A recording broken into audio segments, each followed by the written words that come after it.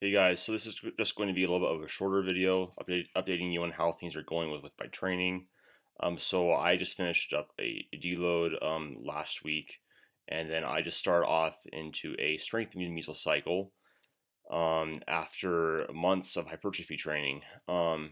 Because as I've discussed before on my channel, I follow something called phase potentiation for my periodization strategies. So I separate periods of training into strength and hypertrophy mesocycles just because it has the best adaptive response. It's the easiest thing for your body to adapt to.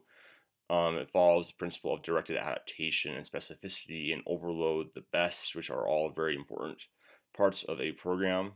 I'll probably explain a little bit later on in this video, I guess, why it's the best. But anyways, I am transitioning back after several months of hypertrophy training into a strength mesocycle, and so what I'm kind of treating this week as is a transition week and back into using heavier loads because strength is a skill. So because I spent more time using loads between like 60 to 75% of my max, now that I'm moving on into loads that are more around 70 to 85% of my max.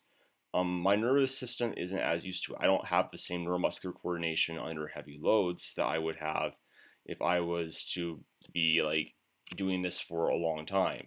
So what I'm doing right here is I'm doing an RPE 6 to 7 week with slightly lower volumes than I would normally do. So basically what I know to be more or less my minimum effective dose for strength work, and kind of just easing into it. It's kind of weird to explain because it's like I know that I have the strength to do more, but just because I'm not used to moving my body with heavier loads, it just feels really, really awkward. So the whole purpose of this is to slowly transition myself back in. Again, I'm playing the long-term game because I know where I'm going to be long-term and how this thing works, how strength production works. I'm not nervous about it and I'm not concerned. So overall this week of training was pretty good.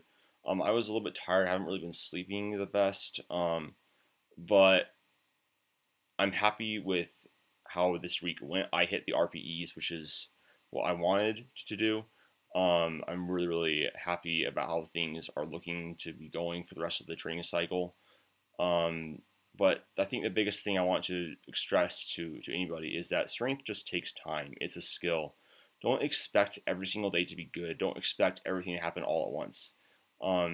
Developing strength and peaking your strength is a long-term game thing, and you want to start off in a spot where you know that you can progress from, and allow those adaptations to take place. My biggest recommendations when you're starting a strength program or whatever is to really focus on your technique first and then hitting the RPE, and then the weight will come. But you need to have those foundations in place in order to most productively overload. But yeah, that's it for this voiceover, and yeah.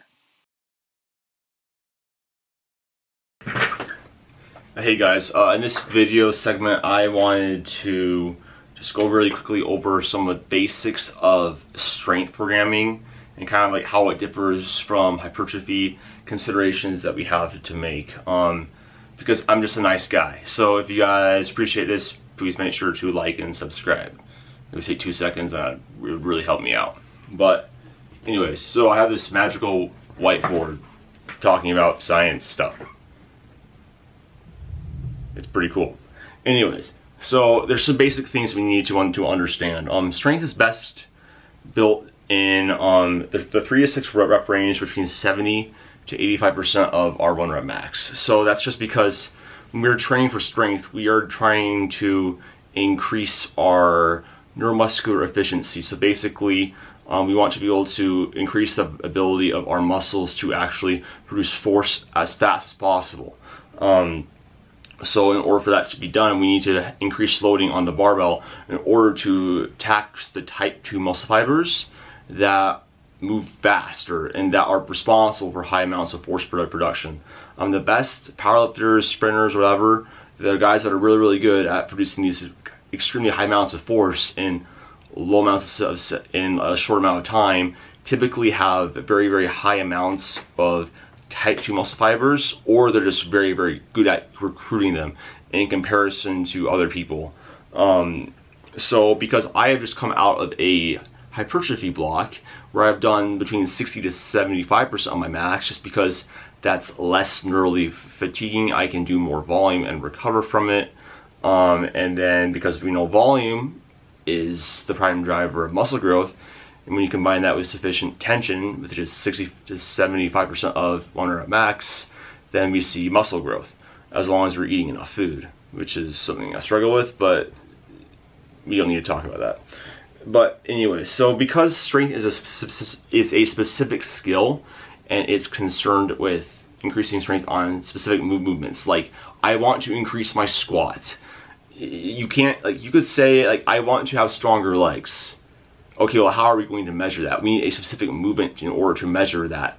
So a squat, for example, with quads or bench press is something that we need to do. So we need to increase specificity. That means we need to decrease the variation of movements that we do in addition to our main movements, because basically, in order to have the best adaptation to a specific movement, we need to do most of our volume for that movement. I mean, it needs to be specific to that movement, to getting stronger in that movement. Because if we're doing, like, if you say I want to get really strong squats, but if you're trying to also do a ton of leg pressing and lunges and other stuff, you're probably not going to get as strong as squat as you really need to. Accessories should be basically kept around a maintenance volume so that you don't lose muscle tissue. Again, the goal of a strength block is not to necessarily increase muscle, although you can. It's just not the primary goal. We're trying to increase force production and neuromuscular efficiency with specific movements, because we want to recruit specific motor neurons and muscle fibers and whatnot that innervate certain muscles that are used with different movement, and get very, very good at doing that movement over and over again. Additionally, because that's why I have SRA curve, which is stimulus recovery adaptation. So the SRA curve is going to be longer for strength than it is for hypertrophy.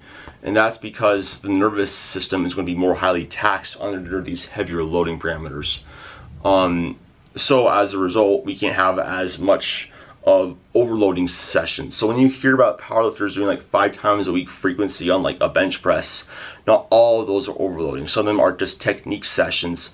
Some of them are, you know, very, very small overload sessions, but you cannot overload as frequently on these movements as we could with like hypertrophy, just because muscles are generally recovered within 24 to 72 hours, but the nervous system, when it's being taxed, you know, under these heavier loads, instead of being more or less recovered around when the muscles are in hypertrophy, it takes longer. So we need to have more time for recovery. In addition to that, the maximum adaptive volumes, basically where we see the best gains, is about cut in half. So let's say you saw your best leg growth on around, you know, 16 sets of quads. Well, for strength, for, you know, let's say you're doing squat, you're probably going to see the best adaptations from doing 8 weekly sets of squat within these overloading parameters. So this is some pretty deep exercise physiology science stuff, but that's basically the bare bones. Because the nervous system is taxed more highly, it takes longer to recover. We can't overload as frequently, and the maximum adaptive volume must go down in terms of overloading sessions. Again, it's really important to just quantify this, saying only overload sessions go towards your MAV. You could add more sets, more technique work, RPE 5, 6 work or lower, to if you really want to just get really good at practicing the movement pattern, like you would, you know, like if you want to do higher frequencies. But overload, still, you need to follow these parameters. Another really big thing with strength. This kind of is with everything, but especially with strength, it's important to avoid grinders, because grinder reps just are not worth the stimulus to fatigue ratio for strength. If you're grinding out reps, you're going to have a lot more recovery in between sessions because that's RPE 10 work. A grinder rep is RPE 9, 10. Most strength should be developed within RPE 7 to 8. There's been studies done on this in monthly applications of sports science, strength sport, Mass by Greg Nuckols and Eric Trexler, or Dr. Helms. They've reviewed the literature on it and basically conclusively said that best strength results are seen within the RPE 7 to 8. And that's, again, because of the SRA curves. It just takes a longer time. And RPE 7 to 8, that's the best stimulus to fatigue rate ratio. Also, you need to really improve your technique. So like I said, this is why you don't do as much variation. You don't do as much accessory work. You mainly have your work done with strength, with specific movements. It's not just a broad scope. I want to get my chest bigger. It's I want to increase my bench press. So you need to do movements and variations that will aid with that specifically. It can't just be random. Everything needs to be much more specific and have a purpose when you do program it. So just an example of strength program with bench press. I don't know if you guys can see this, but hopefully you can. Basically, so just like day one for bench, for example, you would do a 5x5 RPE 8, which means 75 to 85% of your 1 rep max. And then day 2, let's say that's 2 to 3 days later, you would do a 3x6, an RPE 7, at 70 to 75% of your 1 rep max. And the reason why I have one session more overloading than the other is because of the neural SRA curve. Because I'm assuming, well, there's going to be a little bit more fatigue because they did more volume, they did more work, induce more overload. He's going to therefore do a little bit higher reps and do a little bit more less absolute intensity and relative intensity in order to still have an overload, because RPE 7 is overloading with strength, 6 is 2, but first I chose 7 because, for example, he's still going to see positive adaptations from that session. So yeah, I hope that this made some sense. This is very basic stuff with strength. It gets a lot more complex than this. There's a reason why there's college, like, certified strength and conditioning specialists. Guys actually do this for a living. But for bare bones, if you're considering doing a strength block, then I would follow these guidelines. It's going to feel different than hypertrophy. You probably won't feel as much of a pump. You probably won't be as much of, exhausted coming out of the gym, or you'll be exhausted in a different way. That's for a specific reason, for a specific goal. And if you really want to get the strongest that you possibly can, it's the best way to do it. If you were to do like a concurrent training, a power building style, you would basically be accepting, minimum effective results, the lowest possible results, just for preference. If you want to maximize your progress, separating these into blocks is the best. And like I said earlier on in my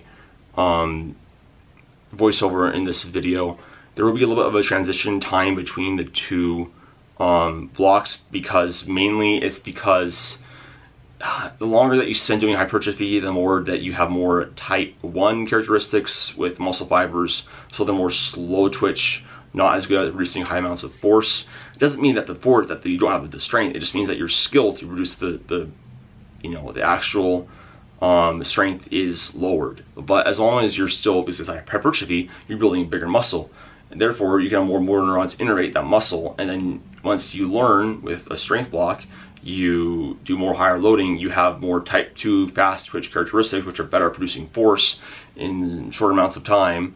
You're going to be able to take advantage of those increased motor neuron pools and be able to have more strength production long term.